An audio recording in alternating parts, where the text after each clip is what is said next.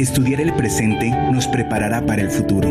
La pandemia del COVID-19 es una batalla a contrarreloj. Las decisiones que se apoyen en la ciencia y el conocimiento serán las más efectivas ante esta contingencia. Los especialistas del Centro de Estudios Estratégicos para el Desarrollo de la Universidad de Guadalajara, creadores de Jalisco a Futuro, un instrumento para contribuir al desarrollo del Estado, ahora aplican sus conocimientos para darle respuesta a la pregunta: ¿qué pasará en Jalisco después del COVID-19? Anticipando escenarios para evitar una crisis, el estudio analiza 7 principales temas: salud pública, economía, sociedad, política, demografía, educación, seguridad. El futuro podría ser incierto, pero si nos preparamos podemos tener un mejor escenario y la capacidad de salir adelante. Conoce más sobre las conclusiones de este estudio en el micrositio jaliscoafuturo.mx.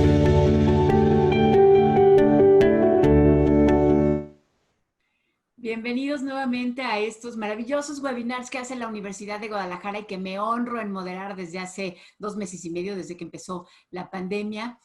Muchas gracias por acompañarnos. Los saluda Ibabel Arroyo desde mi casa, desde la Ciudad de México. Espero que ustedes también estén en su casa, igual que nuestros distinguidísimos panelistas que tenemos el día de hoy.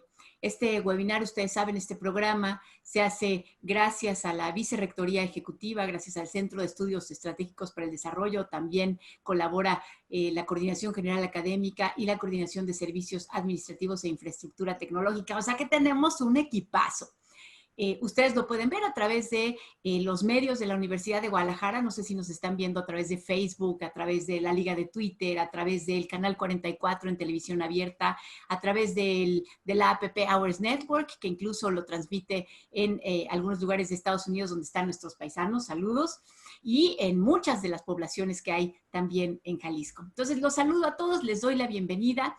Y bueno, ¿de qué vamos a hablar hoy? Pues como siempre del COVID, porque ese es ahorita el tema que nos tiene asolados, no solamente en México, sino en el resto del mundo. Y el COVID ha afectado de manera diferente a los distintos sectores de la población. Ya hemos hablado aquí de los niños, hemos hablado de adultos mayores, hemos hablado de la violencia contra las mujeres. Y el día de hoy vamos a tener un webinar muy especial porque es un webinar sobre el impacto que ha tenido el COVID-19 entre la población que vive con alguna discapacidad. Y este webinar no es solo para ellos, porque esa es una mala concepción que tenemos del tema. Es como, sí, son ellos los que tienen algún problema. No, somos todos. Primero, porque todos estamos en el mundo y tenemos que convivir. Pero segundo, segundo hasta por una razón egoísta, porque todos podemos estar en esa situación, todos, por edad, por accidente, por lo que sea. Entonces, el día de hoy ese va a ser nuestro tema y nuestros panelistas son expertazos. Además, vamos a tener intérpretes. Les agradezco a Lorena Verónica Pérez y a David Sánchez que van a estar con nosotros ayudándonos. Ellos son intérpretes en lenguas de señas mexicanas. Y le voy a dar la palabra a nuestro primer panelista. Él es José Antonio Olivo. José Antonio, de una vez, por favor, ve habilitando tu micrófono y tu video. Fíjense, José Antonio es gestor cultural, músico, investigador, activista. Actualmente está estudiando el doctorado en gestión de la cultura y además, como si le sobrara el tiempo, es responsable de inclusión por medio del arte y la cultura en la Universidad de Guadalajara Virtual. Hace de todo. Y José Antonio, platícanos. Hay nuevos desafíos que ha planteado el COVID-19, son los mismos que ha pasado con la solidaridad, que ha pasado con los centros de rehabilitación, con las familias. Desde tu experiencia, ¿cómo se está viviendo esto? Adelante, José Antonio. Gracias, Ibabel. Muy amable, muy amable. Ya los nervios, perdón. No te preocupes. Pues, buenos días a toda la audiencia que nos está viendo y nos está escuchando. Muchas gracias por el tiempo dedicado. Bien, pues efectivamente yo voy a hablar con respecto a esta intersección entre cultura, discapacidad y COVID-19 en las áreas de investigación, la gestión cultural y las artes. Con respecto al tema, en este momento yo me encuentro estudiando el tema de formación de públicos conformados con personas con discapacidad intelectual. Y si bien es cierto que la pandemia detuvo los procesos de investigación de campo, en estos procesos de doctorado y gestión cultural presencial. También es cierto que abrió oportunidades para las personas, las PCDs y la formación cultural, pues recintos culturales y compañías de arte reconocidas a nivel internacional abrieron sus transmisiones en línea, ofreciendo espectáculos gratuitos de primer nivel a los que pueda acceder las personas con discapacidad, las personas con discapacidad y sus familias, y personas regulares. Porque si bien es cierto que los centros de atención a personas con discapacidad han cerrado, han seguido sus actividades de acuerdo a lo que me comunica la coordinadora general de DIC Jalisco, han seguido sus actividades en línea, lo que ha permitido que los padres de familia que bajo este contexto fungen como sus profesores y terapeutas, conozcan de manera más cercana, profunda, la forma en que se comunican la comunidad, sus hijos, la comunidad de personas con discapacidad intelectual, que son a quienes trato de manera cercana como público cultural y como investigador. De esta forma, mediante estas transmisiones que hacen estos recintos culturales, se les puede sembrar e inculcar el gusto por estas expresiones artísticas y así pueden ser público porque conocen este tipo de productos u ofertas culturales. Algunos ejemplos de esta oferta que por supuesto compartiremos con el público que nos escucha en estos momentos son la Ópera de París, el Teatro Real de la Moneda en Bruselas, la Ópera Estatal de Viena en Viena, la Filarmónica de París, el Teatro Máximo Parlemo, Ópera Metropolitana de Nueva York, la Orquesta Filarmónica de Berlín, Broadway en Nueva York y el Royal Opera House en Londres. En lo personal, les voy a recomendar la obra de teatro que ofreció The National Theatre, que lleva por título Frankenstein, la cual, si tienen oportunidad de ver, que por supuesto compartiremos el enlace, permite empatizar de una forma muy, muy fina en lo que vive, siente y percibe la persona con discapacidad. Y también algunos podremos apreciar allí algunos prejuicios inocentes con los que procedemos como sociedad dirigidos a quienes padecemos esta condición. Por supuesto, les voy a regalar al público que haga preguntas, vamos a regalar este clásico, esta novela en formato ebook que se llama Frankenstein, patrocinada por mi casa productora Techos de Cristal. Con respecto a este tema de los prejuicios y como parte del sistema de la universidad virtual, les voy a recomendar el curso que próximamente se va a dar, es el curso de discapacidad y reglas de convivencia que ofrece nuestra alma mater. La fecha de este curso es del 6 al 22 de julio. También compartiremos pues, la información de forma más explícita para quienes se encuentren interesados.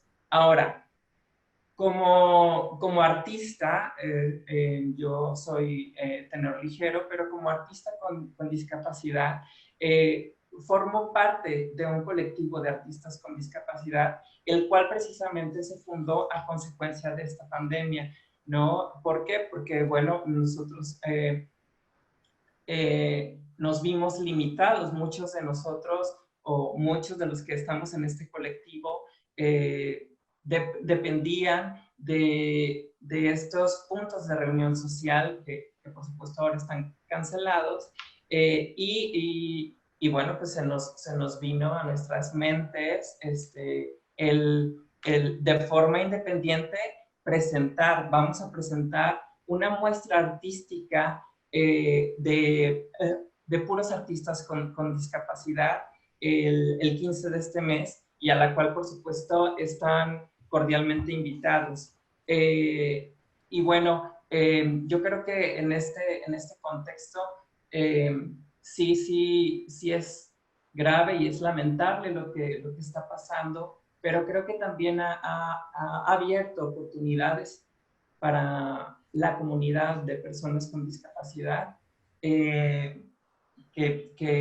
bueno, creo que tendrá una consecuencia positiva, ¿no? Y por último, quiero mencionar que yo como persona con discapacidad, que nací con parálisis cerebral y que a consecuencia de la misma sufro de enfermedades crónicas como la epilepsia, la distrofia muscular y la escoliosis, les he de confesar que la terapia es lo que me calmaba mis dolores musculares, ¿no? Y ahora que los centros de rehabilitación están cerrados, en ocasiones hay días en los que los dolores se convierten en una tortura.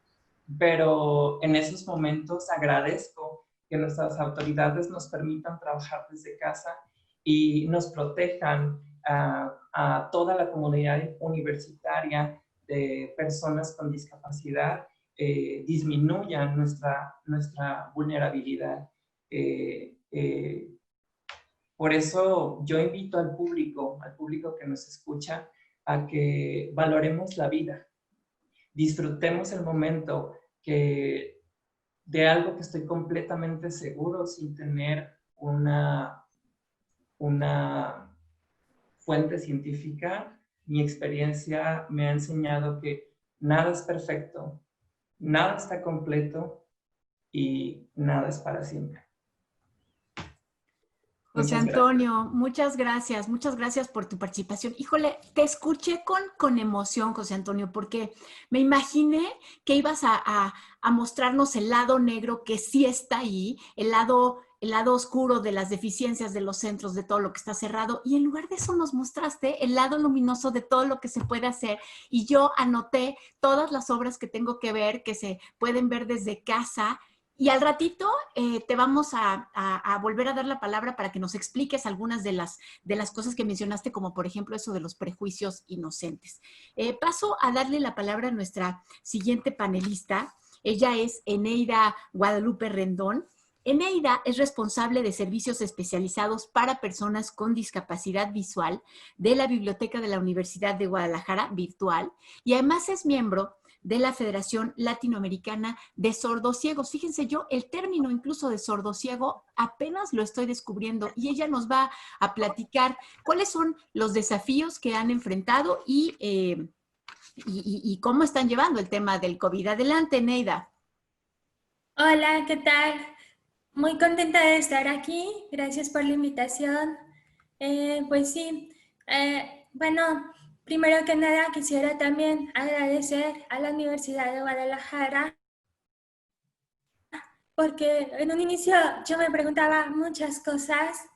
Soy una persona con sordoceguera, escucho gracias a un implante coclear en el oído izquierdo y yo me preguntaba, ¿cómo le vamos a hacer si mis ojos son mis manos y todo lo tengo que tocar y necesito ese contacto físico? Entonces, pues de ahí empecé a analizar la situación, a pensar cómo muchas cosas se pueden resolver y cuántas ventajas tenemos del poder trabajar desde casa. Y bueno, otra cosa que me hizo mucho reflexionar, que yo veía a las personas, escuchaba a las personas, como en un principio era tan difícil estar en confinamiento, como tendía a haber quejas, a haber emociones muy diversas. Y por ahí me encontré una frase de un compañero con sordoceguera.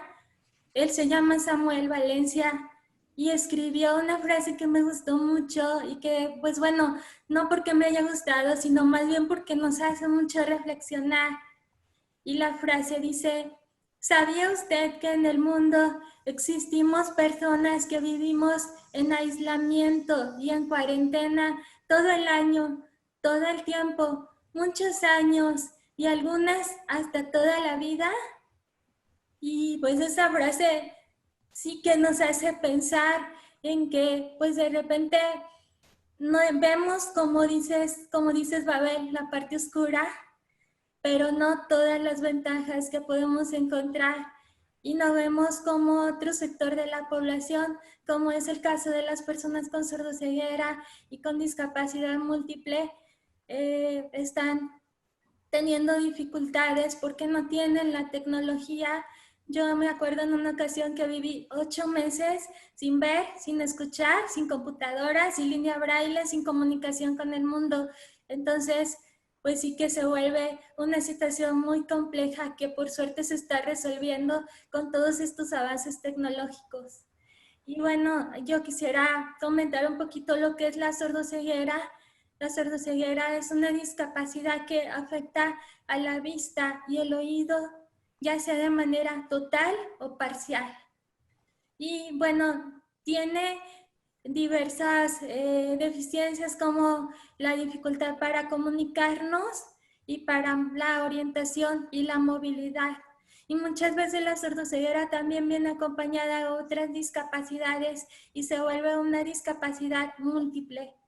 Entonces, pues todo eso implica que prácticamente el contacto físico sea muy fuerte, que la lengua de señas que ustedes están viendo en pantalla muchas veces tenga que ser mano a mano, prácticamente tocándola con nuestras manos.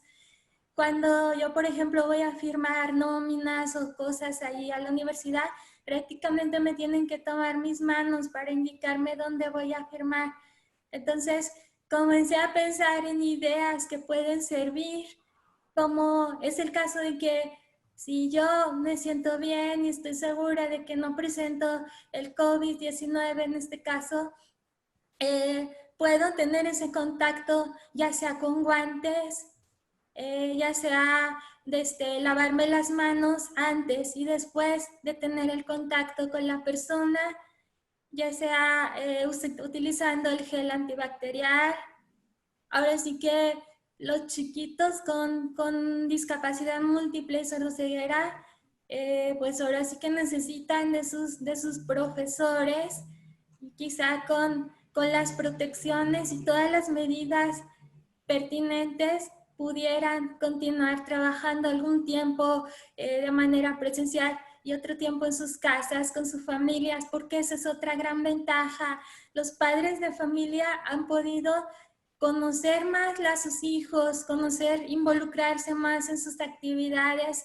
Entonces sí quisiera animar a los padres de familia a que intenten involucrarse en las actividades de sus hijos, a que puedan favorecer esa parte de comunicación y asimismo a las instituciones a que apoyen a las personas con sordoceguera para que podamos tener los guías, intérpretes, para que sean más personas las que cuentan con la tecnología, como la línea de despliegue braille. Conozco casos aquí en Guadalajara que casi no han podido socializar ni siquiera por internet porque no cuentan con una línea de despliegue braille, la cual sería su solución.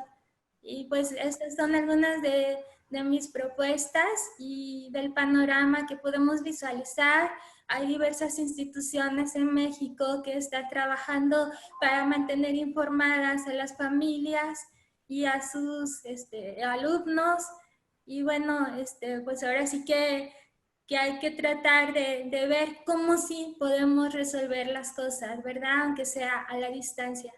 Gracias, muchas gracias, Eneida, por tu participación. Fíjense, hace rato nos dijo José Antonio, nada es perfecto, nada es completo. Yo diría que es perfecto así, pero digamos que nada es perfecto, nada es completo. Y ahora me quedo con lo de Eneida, que es y siempre se puede. Todo se puede. Complicado, pero se puede, lo podemos lograr.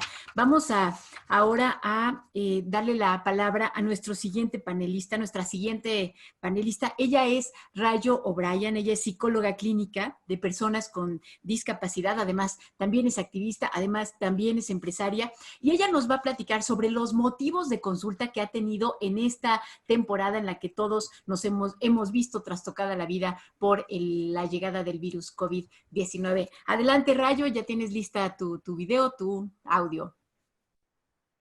No, parece ser que no tenemos a Rayo. Bueno, no importa, vamos a seguir. Vamos a pasar y ahorita regresamos con Rayo, que nos va a platicar sobre esto. Y vámonos entonces ahora con Israel Huerta. Él es psicólogo y especialista en inclusión educativa. Es miembro de la Unidad de Educación Incluyente del Centro Universitario de Ciencias de la Salud. Israel, qué bueno que estás aquí hoy, porque es muy importante tu participación para que nos expliques desde el principio, desde la ABC, qué es esto de la inclusión, qué es esto de la discapacidad. A veces tenemos una noción muy incompleta al respecto. Adelante, por favor, Israel. ¿Qué tal, Ibabel? Muy buenos días a todos. Agradezco también a la Universidad de Guadalajara la invitación. Y efectivamente, fíjate que actualmente, aunque pareciera que hablamos de lo mismo, la discapacidad se trata de un término que, por lo menos de acuerdo con la OMS, abarca las deficiencias, las limitaciones, las restricciones de la participación y, bueno, entendiendo las deficiencias como problemas que afectan la estructura o la función corporal de las personas, las limitaciones que tendrían que ver con la actividad y las dificultades que tiene la persona para ejecutar acciones o tareas y las restricciones de la participación. Sin embargo, aquí es un punto muy importante porque aunque esto no lo define la OMS, cuando hablamos actualmente de discapacidad no hablamos de una sola cosa. De hecho, hay autores que nos mencionan que esto no tiene un sentido unívoco, porque las diferentes concepciones que se tienen de discapacidad tendrían que ver con el objeto de estudio. Por ejemplo, para algunos la discapacidad está en la persona, en otros en la sociedad, en otros en una enfermedad física, en lo mental, en los genes, en lo asistencial. Sin embargo, sí es muy importante tener en cuenta que ninguno de estos términos es superior a otro, sino que están respaldados desde diferentes comunidades o desde diferentes organismos que nos mencionan qué es y qué no es, y esto nos permite generar procedimientos, métodos y estrategias para poder precisamente contribuir en esta situación. Lo que sí, por lo menos, todas estas definiciones coinciden es en el punto de la localización de la discapacidad, es decir, usualmente dicen o está en la mente o en el cuerpo o en la sociedad. La dualidad también de esta respecto a la persona en relación a su entorno, y muchos, aunque es un tema de debate que podríamos expandirnos mucho tiempo, sobre la aceptación de la discapacidad como un déficit. Y podrá ser un déficit que puede a la persona o también puede afectar de manera social.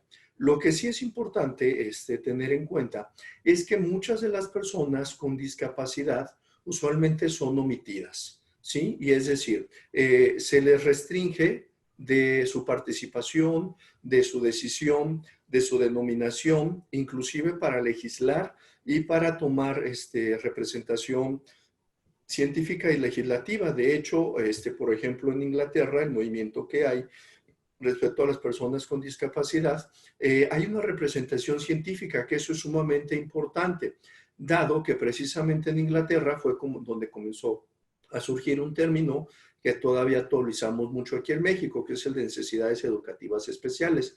Y este término, por lo menos desde muchos investigadores, se pide que se deje de utilizar, ya que si bien es cierto que este término ayuda o contribuye, muchas de las personas que estamos en el área educativa mencionamos que, bueno, la persona tiene una necesidad, pero de entrada, desde muchos autores, esto se considera un eufemismo, porque si bien es cierto que permite el acceso y la participación de las personas, esto está más relacionado a la integración educativa, es decir, la persona está en el lugar, la persona puede estar integrada, pero la persona no participa, es decir, ¿qué es lo que ha pasado con muchos profesores, no?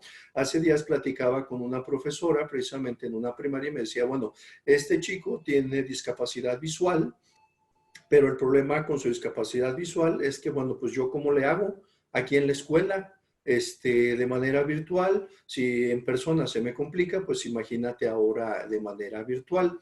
El problema es precisamente que, aunque utilizamos este término y solo se reduce, insisto, a lo educativo, cuando las personas en general, todos, tenemos necesidades de todo tipo, económicas, sociales, psicológicas, etcétera, etcétera, ¿no? Y eso precisamente hace énfasis muchas veces a que los profesores digan, yo este niño con NE o con necesidades educativas especiales o este niño de educación especial, pues yo no me hago cargo porque yo no soy especialista. Entonces requiere precisamente del apoyo de alguien especial para que se incluya o se integre desde esta concepción. Aquí el problema tiene que ver precisamente con la participación de la persona, porque esto ha generado mucha segregación. Como alternativa, precisamente, hay autores como Oliver, como Shakespeare, que son grandes expositores dentro de esta área y que además son personas con discapacidad y que representan precisamente a esta comunidad. Ellos sugieren hacer una distinción entre lo que es un disability y un impairment. De hecho, los menciono yo en inglés porque precisamente muchos autores sugieren que no se traduzcan. El impairment sería como aquella limitante física o déficit parcial o total que tendría una persona de algún sentido y que esto precisamente impide que la persona, se desempeñe de manera ordinaria en lo físico o en sus sentidos. Y hacen una diferenciación entre lo que es una disability o una discapacidad, porque la discapacidad ya no se le atribuye a la persona, sino la discapacidad está en todos aquellos como miembros de la sociedad o personas regulares ordinarias que impedimos el acceso de estas personas por medio de las limitantes que ponemos. Y esto usualmente está relacionado a 3 puntos: a las barreras culturales que ponemos, a las barreras políticas, las barreras sociales, y hay quien incluso agrega las barreras actitudinales. Y esto precisamente se debe a la falta de distinción, ¿no? Aquí el problema es que muchas veces cuando incluimos a estas personas utilizamos acciones que aparentemente son favorables, pero también son discriminatorias. Por ejemplo, podríamos hablar de discriminación positiva o negativa. Cuando hablamos de discriminación negativa es la que usualmente conocemos, donde utilizamos palabras burlonas o hacemos acoso en contra de una persona con discapacidad, pero también hacemos una discriminación positiva al momento de que decimos, ay, pobrecita esta persona, es muy importante, hay que apoyarla, o no le voy a dejar tanta tarea, o no le voy a dejar tanto trabajo, porque pues de alguna otra manera estamos discriminando a la persona porque también estamos disminuyendo la capacidad o la potencialidad de esta persona utilizando palabras o acciones que aparentemente son favorables para la persona, pero estamos discriminándola positivamente. Esto en el contexto del COVID ha tenido muchas afectaciones, porque si por lo menos con datos de hasta el 2019 había aproximadamente 1.000 millones de personas con alguna discapacidad, lo que representa el 15% de la población mundial. Esto se agravó porque estas diferencias o estas desventajas se empezaron a marcar en lo social y también en lo económico. Israel, desde hace rato te quiero interrumpir, perdóname, pero no te interrumpo porque me pico con lo que estás diciendo, pero ya se nos acabó el tiempo, concluyamos. Está bien, sale. Sí, te decía, la falta de representatividad de estas personas y sobre todo en la promoción de sus políticas públicas, educativas y culturales, que creo que es algo que hay que destacar que está sucediendo en este webinar. ¿Sí? Muchas gracias, Israel. Te digo que desde hace rato yo estaba, ya ahorita le voy a decir, pero es que estaba tan interesante lo que estabas diciendo que aguardé. Vamos ahora con nuestro siguiente panelista. Fíjense, lo que ahorita nos estaba explicando Israel es cómo esta idea y esta noción de la discapacidad, que no necesariamente tiene que estar en la persona, sino en las barreras que pone la sociedad, y además en los distintos tipos de problemas de discapacidad que puede haber. Y por eso es muy importante lo que nos va a platicar nuestro siguiente panelista, porque él llegó a este mundo de una manera accidentada. Él es León Coronado, él es licenciado en marketing, fíjense, es campeón nacional, subcampeón para Panamericano, eso lo fue en 2007, activista y conferencista, y él nos va a platicar sobre su experiencia personal para llegar a tener un problema físico que no le impide, ojo, que no le impide tener una vida como tenemos las demás. Es más, tiene una vida mucho más padre, pero tuvo un accidente. Entonces nos va a platicar sobre eso. ¿Cómo estás, León? Adelante. León, ¿andas por ahí? No se ha activado ni el sonido ni el video. A ver, alguien mándeme una señal porque no sé si tenemos a León aquí. ¿Listo? No. Bueno, León, ya me urge escucharte. No importa, ahorita te damos la palabra, ahorita que regresemos. Y creo que ya tenemos a Rayo. Rayo es la panelista que les había presentado hace un momento. Ella es Rayo O'Brien, psicóloga clínica de personas con discapacidad, y nos va a hablar sobre los motivos de consulta que ha tenido en esta temporada. Rayo, por favor, activa tu micrófono y tu video. Muy buen día, muchas gracias. Efectivamente, soy licenciada en psicología y soy usuaria de silla de ruedas también. Durante esta cuarentena, durante la pandemia, en este tiempo ha habido diferentes pacientes que he recibido con temas como la ansiedad, la depresión. También han experimentado crisis de angustia que se han detonado a partir de esto. Y en las personas que tienen una discapacidad ha sido debido a diferentes circunstancias que están relacionadas con el tipo de discapacidad que tienen.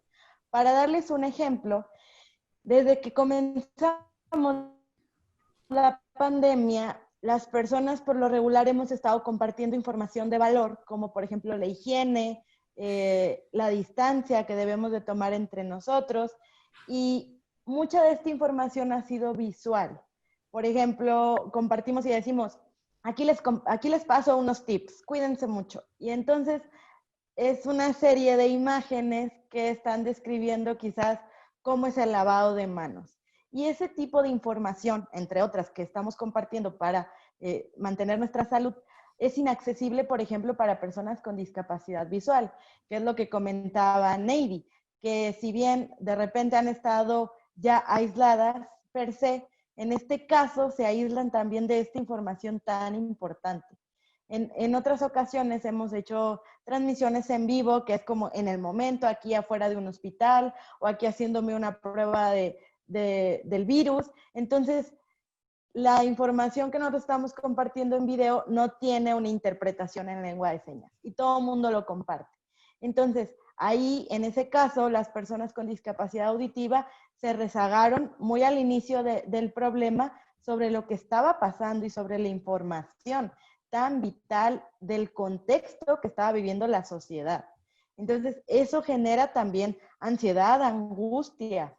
Y en el caso, por ejemplo, de personas usuarias de silla de ruedas como yo, que vemos, que vivimos también el confinamiento, nos causa un poco de incertidumbre saber qué va a pasar con nuestra vida laboral, con nuestros ingresos.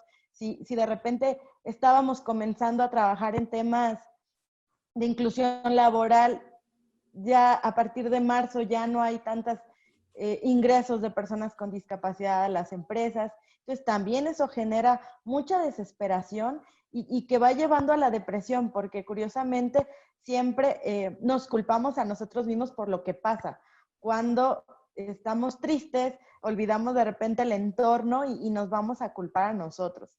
Entonces se viven este tipo de emociones. En el caso también de personas con discapacidad intelectual, si no se les explica de forma detallada lo que está ocurriendo, entonces para ellos también esta información es inaccesible. Y todos los días está surgiendo nueva información, nuevas formas de contagio o porcentajes que descubrimos que son mayores o menores para que tenemos el riesgo de contagiarnos, ¿no? Entonces, todo esto queda también fuera para personas con discapacidades que tienen que ver más con la cognición.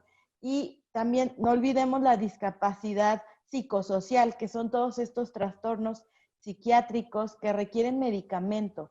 Fueron personas que también durante el inicio, y al menos a mediados de lo que hemos vivido de esta pandemia, han vivido la incertidumbre de saber si van a tener sus insumos, sus fármacos, si van a poder estar recibiendo sus tratamientos, también la psicoterapia o la terapia, si la van a seguir recibiendo, y esto les genera depresión o les genera ansiedad y también esta angustia de no saber qué va a pasar con ellos.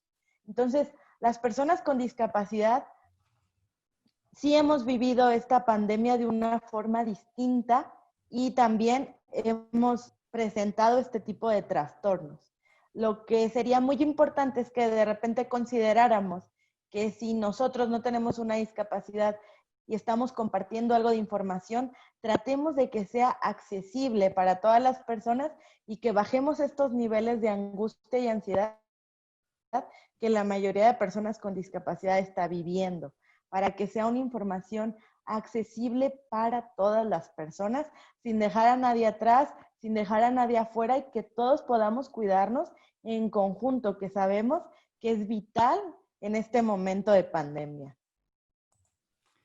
Muchas gracias. Ella es Rayo O'Brien, psicóloga clínica de personas con discapacidad, activista y empresaria. Bueno, pues ya la escucharon. Es que claro, nosotros hacemos señas y no las describimos, no decimos tenemos que lavar el dedo índice de tal manera. Qué importante lo que nos acaba de explicar Rayo O'Brien. Ahora sí regreso con nuestro siguiente panelista, que es León Coronado, que les platicaba que es licenciado en marketing, campeón nacional, subcampeón para Panamericano, activista, conferencista, y nos va a platicar cómo llegó él a este mundo y los desafíos que encuentra y los consejos que nos puede otorgar. Ahora sí, León, bienvenido. ¿Cómo estás? Adelante.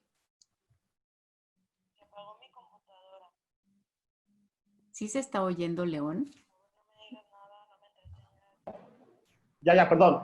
Eneida, muy bien, muchas gracias. Qué gusto saludarte. Se me quedó trabado el micrófono. ¿Ya me oyen? Adelante, adelante. Ah, sí, ok.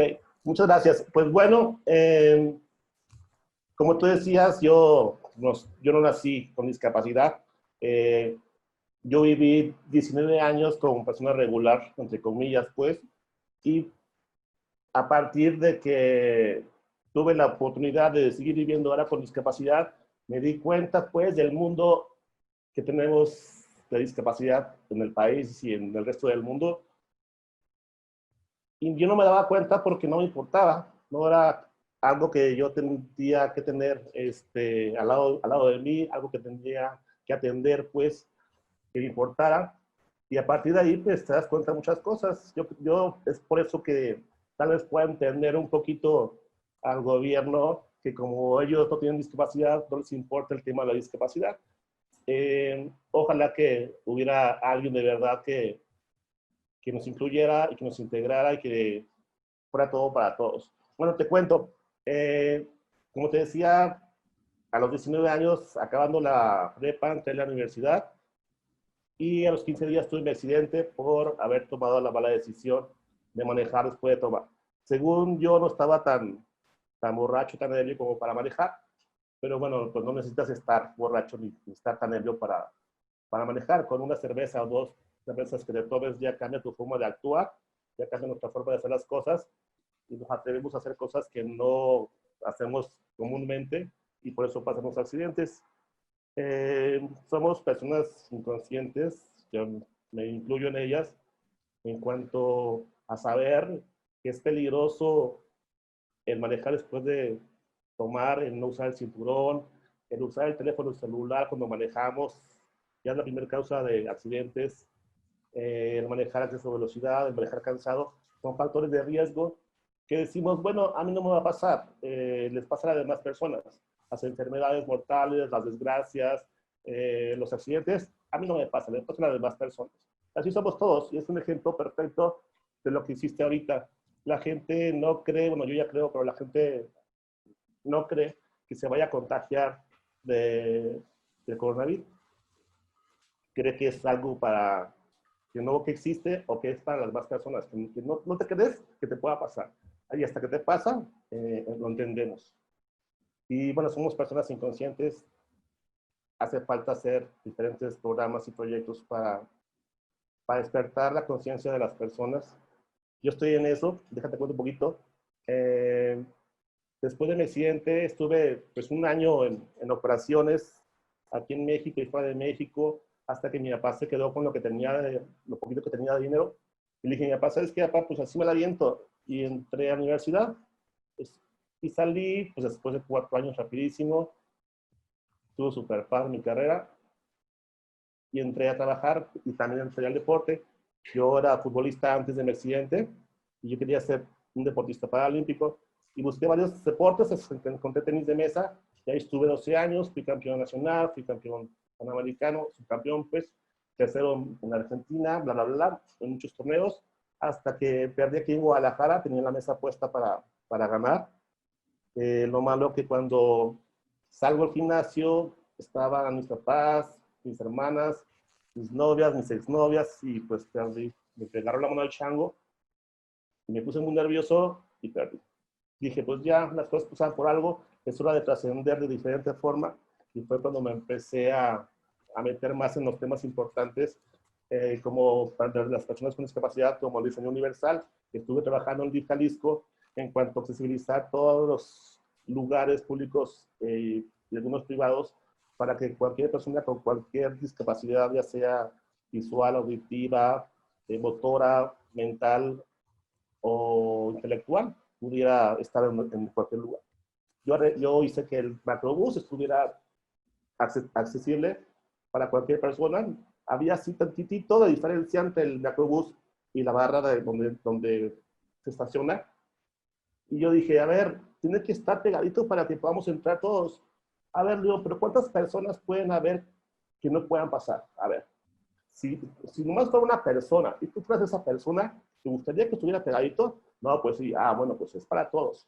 Entonces, cosas así que no creemos que sean tan necesarias, pero hay cosas, o hay personas que tienen más discapacidad que tú, en mi caso, pues, que sí no pueden, entonces tiene que ser totalmente accesible.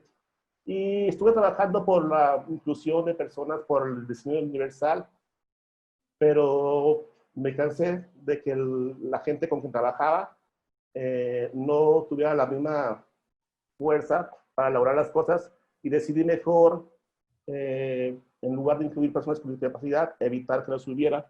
Y estuve trabajando en movilidad, estuve en el Curva, yo daba pláticas de sensibilización y concientización a los retenidos. Antes de que yo entrara, había reincidencias. Desde que empecé a dar mis charlas, dejó de haber reincidencias, o sea que sí servía. Sí. Estuve mucho tiempo, como un año, hasta que no sé por qué pasó, que no me dejaron de pagar 6 meses y pues ya no pude seguir. Después corrieron a Mauricio Gudiño, corrieron a otras personas y me quedé como, pues claro, sin solucionar la situación. Entonces yo dije, bueno, pues lo voy a hacer por mi cuenta.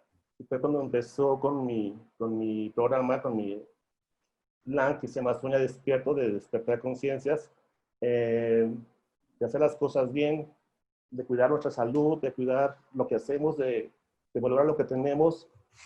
A todos nos puede pasar, como tú decías, no necesitas nacer así para tener una discapacidad, la puedes adoptar a través de tu vida, y más si nosotros nos cuidamos. Y bueno, yo en cuanto a la pandemia, en cuanto al coronavirus, el COVID, pues yo no veo gran diferencia, te digo. O sea, yo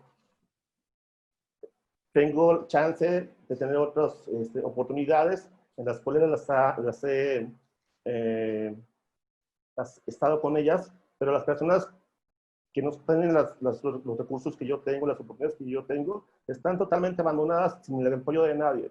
Y a mí me gustaría, pues, que hubiera algo y que hubiera alguien como una secretaría o un consejo que de verdad incluyera e integrara a las personas con discapacidad, que las atendiera para que no estén como un grupo vulnerable, escondido, sin poder vivir cosas que todos podemos vivir y merecemos vivir.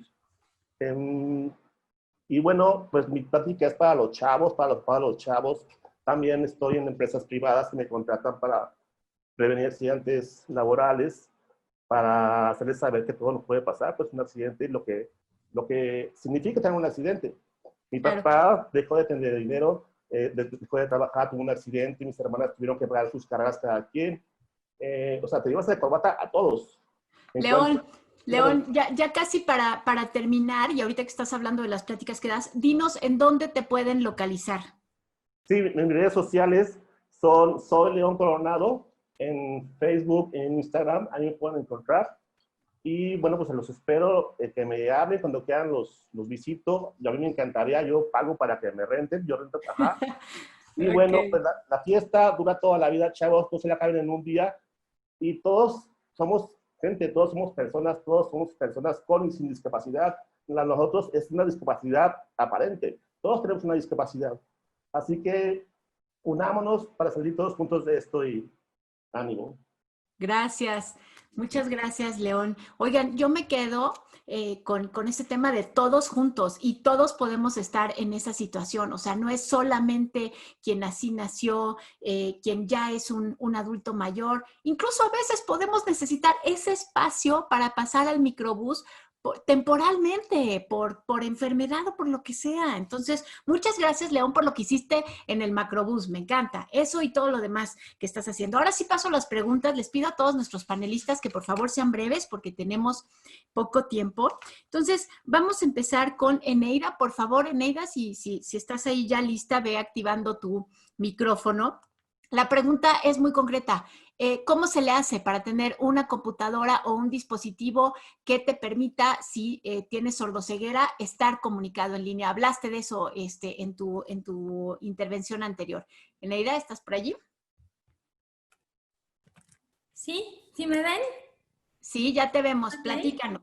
Ok, bueno, la computadora puede ser cualquier computadora a la que se le instala un lector de pantalla, que es algo que a través de sistema braille o de voz sintética nos lee todo lo que hay en pantalla. Y además a las personas con sordoceguera nos sirve muchísimo algo que se llama línea braille. La línea de despliegue braille es un dispositivo que se conecta a la computadora y que nos va pasando toda la información que hay en pantalla en una línea, puntos braille. Estas pues sí las vende a una institución de aquí de México, pero en realidad son importadas, vienen de Estados Unidos generalmente, y pues ha ido muchísimas, pero pues lamentablemente sí son altos sus costos. Ok, pero entonces, ¿dónde se buscan, Eneida? ¿Perdón? ¿En dónde se buscan? Sí, hay una empresa aquí en México que se llama Amadivi. Ok. Ellos traen de allá de Estados Unidos, o podemos buscar en internet línea braille. Ok. Y pues ahí salen varias marcas y varios precios. Bien, muchas gracias, Eneida. Gracias por la información. Ahora regreso con José Antonio Olivo, que nos estaba hablando de todas estas maravillosas obras que podemos ver desde nuestra casa. Por cierto, José Antonio, esta ya es pregunta mía. O sea, ¿además tienen intérprete o alguna manera para que sean para todos? Bueno, esa ya es pregunta mía, pero la pregunta que hicieron era la de los prejuicios inocentes. ¿Cuáles son esos prejuicios inocentes que están en Frankenstein? José Antonio, adelante. Sí, tenemos a José Antonio en línea. ¿Me escuchan? Sí, te escuchamos. Adelante, José Antonio. Bien, yo creo que el más bonito de esa obra es cómo trata la información, ¿no? Que no es explícita, sino que está implícito, ¿no? En el desarrollo de la escena, ¿no? Por ejemplo, cuando en una escena, ¿no? Va Frankenstein que no está explícito que es una persona con discapacidad, pero está caracterizado de tal manera, ¿no? Y de repente alguien le quiere ayudar, ¿no? Y no se da cuenta porque está tapado con una capucha y se hace amigo de él, ¿no? Porque no está consciente de su apariencia. Y de repente cuando ve quién es, sale a la vista el prejuicio, ¿no? Y las personas se asustan y ahí se evidencia lo que pasa cuando como sociedad vemos a una persona con discapacidad y nos da incertidumbre, nos da miedo, ¿no? Existe ese estigma, ¿no? Pero sin embargo, también en el desarrollo de la obra podemos ver que ese estigma se elimina cuando se trata y se conoce a la persona con discapacidad. En este caso, en el desarrollo de la obra se dan cuenta del ser humano y la nobleza que tiene quien está interpretando o quien puede visibilizarse escénicamente como una persona con discapacidad, estas capacidades y de su personalidad, estas características intrínsecas, ¿no? que allí cuando ya hay información entre dos sujetos y se conocen, se rompe este estigma, y es justo también lo que menciona un autor muy interesante. También puedo compartirles la obra de este libro que se llama justamente Estigma, ¿no? Una identidad deteriorada. Entonces es muy interesante. También me parece acertado hablar al respecto, porque escuché a mis compañeros panelistas y hablaban sobre la falta de accesibilidad y la falta de oportunidades. Efectivamente, tienen la razón en cuanto a que hay vacíos, ¿no? Y justo detecté yo un vacío en la cultura, ¿no? No había ofertas culturales, pero las personas con discapacidad no asistían, ¿no? Entonces, creé esta plataforma que se llama Concierto Incluyente, que recibe a públicos de personas con discapacidad y a personas regulares, ¿no? Ofreciendo espectáculos que pueden apreciar, música que puede apreciar incluso personas sordas, con la ayuda de unos visuales y un intérprete de lengua de señas que ejecuta glosa, que es lengua de señas cantada. Y ahí abrimos la puerta en este espacio, ¿no?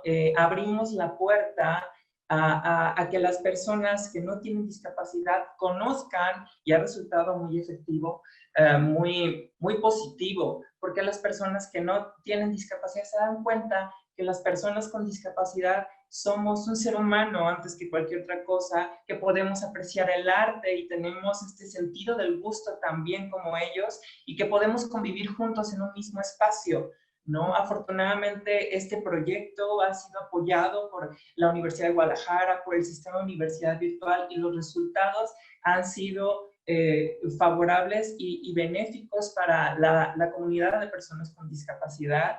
Es cierto que muchos de ellos nosotros no podemos hacer las cosas solitos, pero allí en esos eventos se evidenció la colaboración conjunta de instituciones como la Universidad de Guadalajara, DIF Jalisco, centros de rehabilitación, los padres de familia, hablando de impresionante, no estaban impresionados porque es que yo nunca pensé, como nunca me esperé tener un hijo con discapacidad, nunca pensé que podía llevarlo al teatro. José Antonio, pero nada más nos entusiasmas y nos contagias tu entusiasmo, pero no nos dices dónde lo busco. Por supuesto, mira, por el momento, te digo, el día 15 vamos a presentar, estos artistas que me buscaron a mí quieren presentarse de manera virtual, ¿no? Vamos a poder apreciar su talento en esta muestra. Está pendiente definir la hora, pero por supuesto, si me ayudas, podemos informarle en cuanto tengamos detalles concretos a toda la comunidad. O en tus redes, ¿no, José Antonio? ¿Te pueden buscar en tus redes? Claro. ¿Cuáles son? Soy José Antonio Olivo Valencia. Estoy así en Facebook. Y allí pueden encontrar la información en programas. En perfil.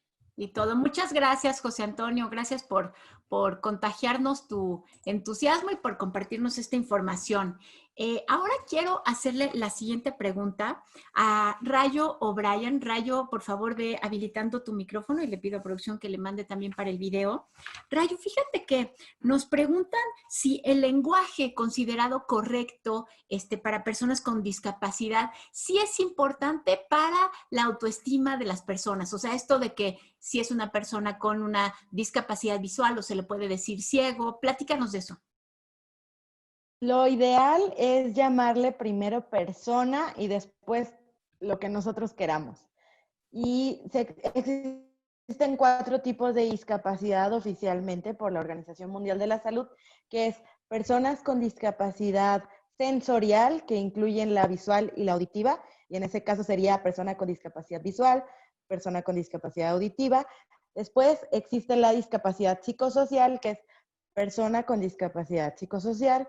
Después, persona con discapacidad motora para personas que tienen limitación en la movilidad o usuarios de silla de ruedas y personas con discapacidad intelectual que el tema es cognitivo, cuando tienen dificultades en el aprendizaje debido a la atención, la concentración y esas habilidades ejecutivas, ¿no?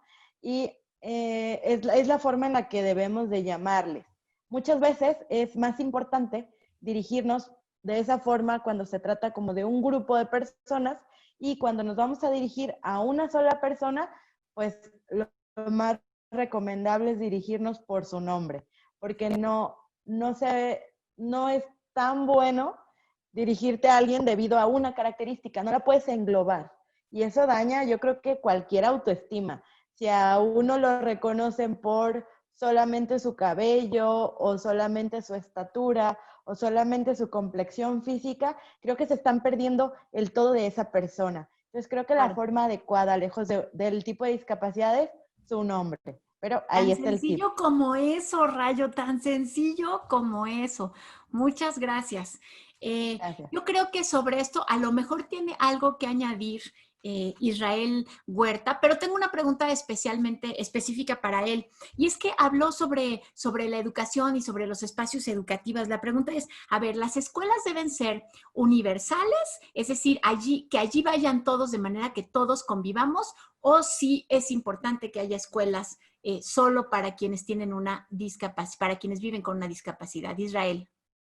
¿Qué tal? Fíjate que es una pregunta muy interesante porque precisamente a lo que por lo menos se promovía con la antigua reforma educativa era que transitáramos a espacios y escuelas y lugares donde pudieran asistir todas las personas, porque al final de cuentas, cuando se habla de educación incluyente, pues en algún momento tendríamos que empezar a hablar de educación solamente, en el que todas las personas estén, participen y colaboren. Bien es cierto, todo este punto, también es importante que, como ya lo mencionó Rayo, conozcamos primero a la persona y que la persona también pueda tener acceso a todo. León hablaba de algo muy interesante, el acceso universal, que es algo a lo que tentativamente o esperemos en algunos años poder llegar, porque precisamente aunque estas escuelas, el USAER, el CAM, apoyan y ayudan y claro que sacan adelante a muchas personas, el problema es que para muchos siguen siendo escuelas donde se segrega y las personas no conviven de manera ordinaria. Por ejemplo, me parece excelente el ejemplo de la preparatoria número 7, donde los chicos y las chicas sordos pueden convivir de manera regular en las aulas con sus compañeros. Entonces, la idea es que se conviertan en escuelas regulares, precisamente para dar una respuesta no segregatoria y una respuesta donde no se dé acceso ni se garantice el espacio seguro ni el espacio para las personas, al final de cuentas. Uh-huh. Muchas gracias, Israel. Bueno, pues ya casi estamos terminando. Este webinar ha sido mucho más luminoso de lo que yo me esperaba, mucho más optimista de lo que me esperaba, y también nos hemos dado cuenta de que el COVID en realidad ha evidenciado lo que ya teníamos desde antes, ha agravado algunas cosas, pero también ha abierto algunas oportunidades, y además como los panelistas que tenemos no se arredran ante nada, entonces nos han enseñado que todo se puede. León, hay una pregunta para ti, para León Coronado. La pregunta es, bueno, a lo mejor ahorita por el COVID-19 está cerrado, pero si alguien quiere practicar el deporte y formar parte de los Parapanamericanos, ¿qué hace, León? ¿A dónde va? ¿Cómo se orienta? ¿Por dónde? Tú que fuiste campeón y subcampeón, diles por dónde. Bueno, pues antes que nada, debes buscar tu talento, qué es lo que te hace mejor. Y pues empezar desde el CRI Guadalajara, que se enfrenta del CODE, o en el CODE ya directamente a la disciplina que a ti te guste. Es gratis, lo único que tienes que hacer y tener es la chance de que te lleven al CODE si tienes alguna discapacidad, y si no, ahí mismo te pueden dar un transporte para que vayan por ti y te regresen a tu casa por medio del CODE. O sea, ahorita ya está más fácil. Antes estaba muy difícil, ahora ya está muy accesible. Ya no más falta que pase la pandemia y ya te quiero ver pronto como medallista. Eso, pero ¿cómo le hacen para detectar su talento? que aprovechen ahorita que está la pandemia para detectar su talento? Hay prácticamente 5 deportes: es atletismo, natación, tenis de mesa, básquetbol, voleibol, entre otros. Pero pues tú debes saber qué es lo que, si es una persona con discapacidad nueva como yo, debes saber qué talentos tenías. Y si no, pues a lo largo de tu vida con discapacidad, debes de saber y de entender a qué le hallas mejor. Y pues eso es como que de lógica. Claro, muchas gracias, León. Bueno, pues con esto estamos llegando al final de este webinar semanal. Ha sido verdaderamente interesante. Creo que es uno de los que yo más he disfrutado. Espero que ese haya sido el caso de ustedes que nos han acompañado. Le agradezco mucho a todos nuestros panelistas, a José Antonio Olivo, a Eneida Guadalupe Rendón, a Rayo O'Brien, a Israel Huerta y a León Coronado, y por supuesto también a los intérpretes. Les agradezco que nos hayan acompañado y ayudado, a Lorena Verónica Pérez y a David Sánchez. Y por supuesto, les agradezco a ustedes que estuvieron aquí nuevamente mandándonos sus comentarios y sus preguntas. Y los invito el próximo miércoles a las 11 de la mañana a que nos acompañen con el siguiente webinar, con el siguiente programa en el que hablaremos sobre el impacto del COVID-19, el impacto de la pandemia en los sectores indígenas en nuestro país. Muchas gracias a todos. Espero verlos el siguiente miércoles.